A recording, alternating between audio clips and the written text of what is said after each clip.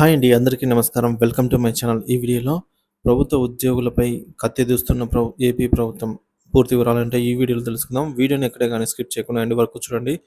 అప్పుడే ఇన్ఫర్మేషన్ పూర్తిగా అర్థమవుతుంది. వీడియో చూస్తున్న ప్రతి ఒక్కరు వీడియోకి ఒక లైక్ చేయండి ఫ్రెండ్స్. ఈ వీడియోని తోటి ఉద్యోగ మిత్రులతో అయితే షేర్ చేయండి.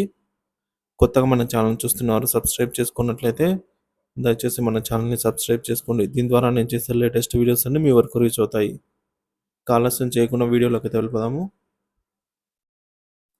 రాష్ట్ర సచివాలయ ఉద్యోగుల సంఘం గుర్తింపు రంగం సిద్ధమండి. రద్దుకు రంగం సిద్ధం. ముఖ్యమంత్రి కార్యాలయానికి చేరిన ఫైలు. ఐఆర్‌డీఏ మెరుగైన పెన్షన్ విధానం తెస్తామని ఎన్నికల ముందు హామీ. వీటిలో ఒక్కటి అమలు చేయకుండా ఉద్యోగ సంఘాల అణచివేత ప్రయత్నాలు. సర్కారు తీరుపై మండిపడుతున్న ఉద్యోగులు, ప్రభుత్వ ఉద్యోగులకు ఎన్నికల ముందు ఇచ్చిన హామీలను నెరవేర్చేందుకు చర్యలు చేపట్టాల్సిన చంద్రబాబు సర్కారు ఆ పని చేయకపోగా తిరిగి వారిపైనే కత్తి దూస్తోంది. ఇప్పటికే రాష్ట్ర సచివాలయ ఉద్యోగులపై కక్ష సాధింపు చర్యలు చేపట్టింది. ఈ క్రమంలో రాష్ట్ర సచివాలయం సెక్రటేరియట్ ఉద్యోగుల సంఘం గుర్తింపు రద్దుకు రంగం సిద్ధం చేసింది. సంబంధిత ఫైలుపై ముఖ్యమంత్రి కార్యాలయానికి ఇప్పటికే చేరిందన్నమాట. ఉద్యోగులకు మధ్యంతర వృత్తితో పాటు క్రమం తప్పకుండా డిఏ ఇస్తామని, సిపిఎస్ రద్దు స్థానంలో మెరుగైన పెన్షన్ విధానాన్ని అయితే తెస్తామని ఎన్నికల ముందు చంద్రబాబు హామీ ఇచ్చారు.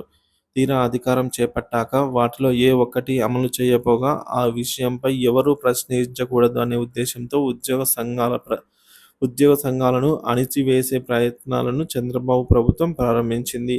ఇందులో భాగంగానే ఆంధ్రప్రదేశ్ సచివాలయ సంఘాన్ని లక్ష్యంగా చేసుకుని ఆ సంఘం గుర్తింపు రద్దు చేయడానికి ప్రయత్నాలు ప్రారంభించింది. 70 ఏళ్ల సంఘాన్ని నిర్వీర్యం చేసేందుకు కంకణం. Andhra Pradesh government employees federation chairman హోదాలో కాకర్ల వెంకట్రామరెడ్డి ఈ ఏడాది మార్చి నెలలో ఆర్టీసీ ఉద్యోగులను కలిశారు. ఇలాంటి సమావేశం, ప్రెస్ మీటు పెట్టకపోయినా కొన్ని పత్రికలు ఎన్నికల ప్రచారం చేస్తున్నారంటూ తప్పుడు వార్తలు రాయడంతో ఆయనను సస్పెండ్ చేశారు. అంతటితో ఆగకుండా ఆయనపై 4 కేసులు కూడా పెట్టారు. దీంతో సంతృప్తి చెందని ప్రభుత్వం ఇప్పుడు ఏకంగా ఆంధ్రప్రదేశ్ సచివాలయ సంఘం గుర్తింపును రద్దు చేసేందుకు సిద్ధపడింది. విచారణ నివేదికలు, పోలీసులు నమోదు చేసిన ఎఫ్ఐఆర్‌లో కూడా ఎక్కడ ఆంధ్రప్రదేశ్ సచివాలయ సంఘం పేరు కూడా లేదు. అయినా కేవలం వెంకట్రామిరెడ్డిపై కక్షతో 70 ఏళ్ల చరిత్ర గల ఆయన ఆంధ్రప్రదేశ్ సచివాలయ సంఘాన్ని నిర్వీర్యం చేయడానికి ప్రభుత్వం కంకణం కట్టుకుంది. అప్పట్లో ఉద్యోగ సంఘాలను వాడుకొని 2019 ఎన్నికలకు ముందు సంఘాల నాయకులను చంద్రబాబు ఎలా వాడుకున్నారో అందరికీ తెలిసిందే. సత్యాగ్రహ దీక్ష పేరుతో ప్రత్యేక విమానాల్లో ఉద్యోగ సంఘాల నాయకులను ఢిల్లీ తీసుకెళ్లి వారితో నల్లచొక్కాలు తొడిగించి కేంద్రంలో అధికారంలో ఉన్న బీజేపీని తిట్టించారు.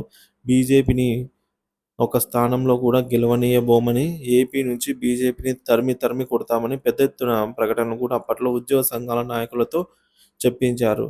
2019 ఎన్నికల తర్వాత వారిపై చర్యలు తీసుకోవాలని చాలా ఫిర్యాదులు వచ్చాయి. అయినా అప్పటి ముఖ్యమంత్రి వైఎస్ జగన్మోహన్ రెడ్డి పెద్ద మనసుతో వ్యవహరించారు.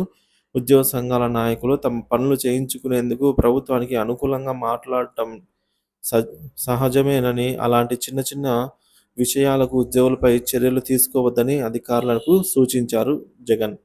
కానీ ఇప్పుడు చంద్రబాబు ఉద్యోగులు ఎవరూ ప్రభుత్వాన్ని ప్రశ్నించకూడదనే ఉద్దేశంతో ఆంధ్రప్రదేశ్ సచివాలయ సంఘానికి ఎలాంటి సంబంధం లేని ఘటనకు సాకుగా చూపించి సంఘాన్ని రద్దు చేసే చర్యలు చేపట్టారు. ఒకవేళ ప్రభుత్వ సంఘాల సమాఖ్య చైర్మన్ హోదాలో వెంకట్రామరెడ్డి తప్పు చేస్తే ఆయనపై చర్యలు తీసుకోవాలి తప్ప సంఘాన్ని నాశనం చేయటం ఏంటని సచివాలయ ఉద్యోగులంతా ప్రశ్నిస్తున్నారు. ఇలాంటి వింత ఎప్పుడూ చూడలేదని వారంతా పేర్కొన్నారు.